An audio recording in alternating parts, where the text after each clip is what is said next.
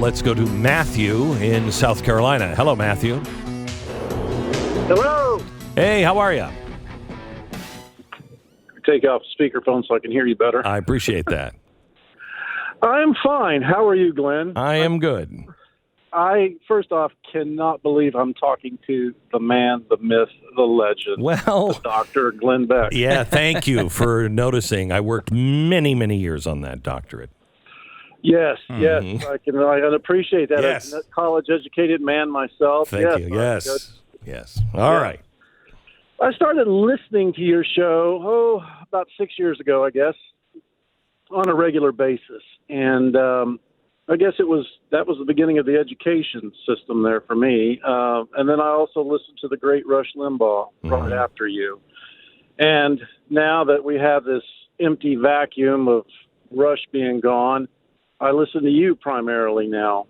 And a lot of your predictions, a lot of what other people say, oh, that's crazy conspiracy crap, is actually true. I'm seeing it happen. And I know. all through the Trump years, I'm seeing things in a different way now. It's almost like a veil has been lifted, and I see it. And if I hear something on regular news, I always ask the question, what's in it for them? What's really going on? So with your Dr. Fauci special that you had a week ago, first off, you were right about Google. I looked on Google. I just typed in Glenn Beck, and usually Google would bring in every one of your shows on there, except for that one. And I'm scrambling around, looking. I'm like, well, maybe it's in the Blaze. So I typed in the Blaze. And there, about 10, 15 shows back, mixed in with all these other different years, there it was.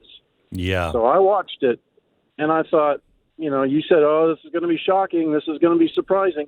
Actually, it wasn't. I already been thinking that's what's been going on all along. Yeah, I think that we might have all felt that way, but to then see, here is the proof. And the proof is so easy to verify and so easy to get. And the fact that not one mainstream corporate media has done any of this work is still shocking. Still shocking, at least to me. I don't know when I'm going to stop being shocked by... President Trump said, and I didn't like it when he said this, the press is the enemy of the people. But when it comes to this, he was right. He was right. It is the enemy of all free people. The Republic. It is, the new head of Twitter. He doesn't believe in the First Amendment. He doesn't believe the First Amendment applies to Twitter or, fine, whatever. But he really, truly comes from a place to where he thinks he knows better than everybody else. By the way, we're going to pine for the days of Jack. This guy's a nightmare. This guy's a real nightmare. And he actually believes that people are cattle, that they are just not smart enough. They're not educated enough. They're not whatever. Well, partially that's true because we've just trusted that the system would keep us safe and that we're going to be fine. No, we're not going to be fine. Because we didn't pay attention, thieves have come in and they are stealing everything this country has. This is the biggest transfer of wealth in all of global history. And the good news is we are waking up. We are waking up. Let me put it this way. Let me set a scenario for you. Americans have lost loved ones in a war that turned out to be ambiguous at best and regretful in follow through, right? We've had an epidemic that is terrifying people, closing churches, schools, businesses. People are walking around in masks. The economy is taking a terrifying turn. Militant radicalism is on the rise. No one trusts their neighbors anymore.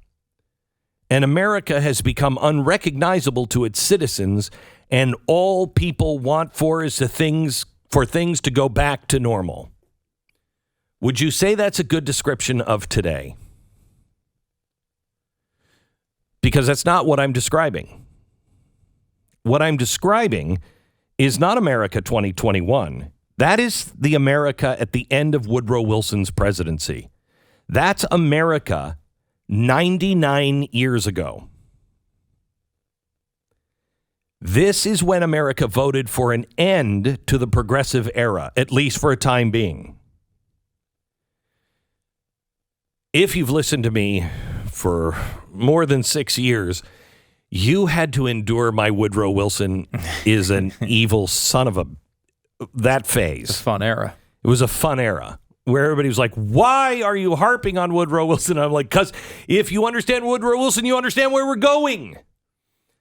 And I have to say that we are in the same, potentially, we are in the same place. Because let me tell you what happened in 1920 and beyond. Americans were disillusioned with the Wilson presidency.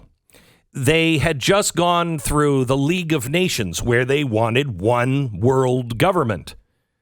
And Americans were like, wait a minute, what? I'm not giving rights away to some other country and some globalist group. No.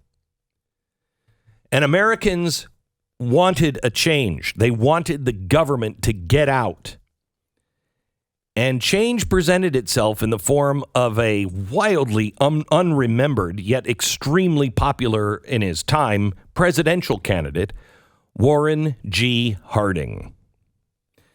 Where Wilson had promised voters a perfectly orchestrated society from the top down, Harding promised to be a business-oriented Republican and campaigned with a slogan, "A return to normalcy." By the way, after World War II and over a decade of progressive things that were happening under FDR, do you know what the winning slogan was from the Republicans? Had enough yet? He said, America's our present need is not heroics, but healing. Not nostrums, but normalcy. Not revolution, but restoration. Not surgery, but serenity.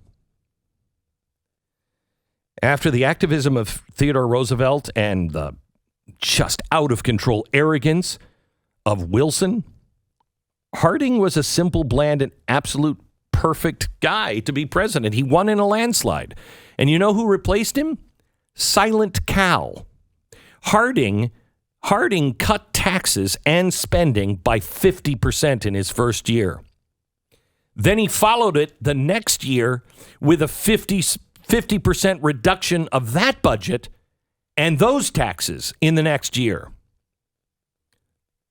Silent Cal, my favorite story of him, Calvin Coolidge was sitting at a dinner at the White House, and the guy sitting next to him was one of the big reporters of the day.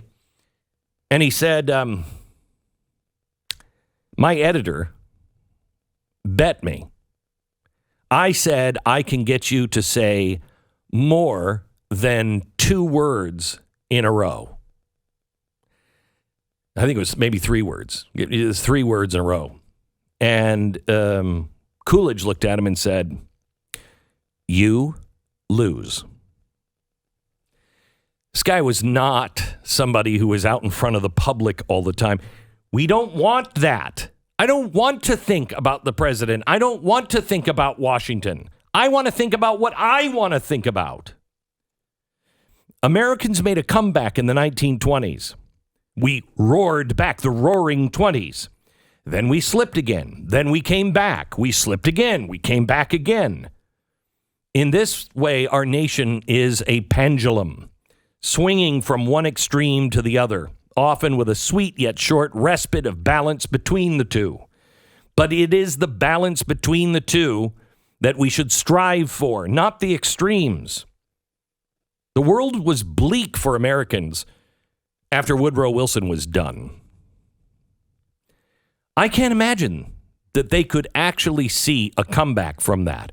Remember, Wilson had actually paid neighbors to spy on neighbors. How were you going to repair that? That incredible distrust. People were paid by the federal government to go through their neighbors' mail and read it and let Washington know what was going on.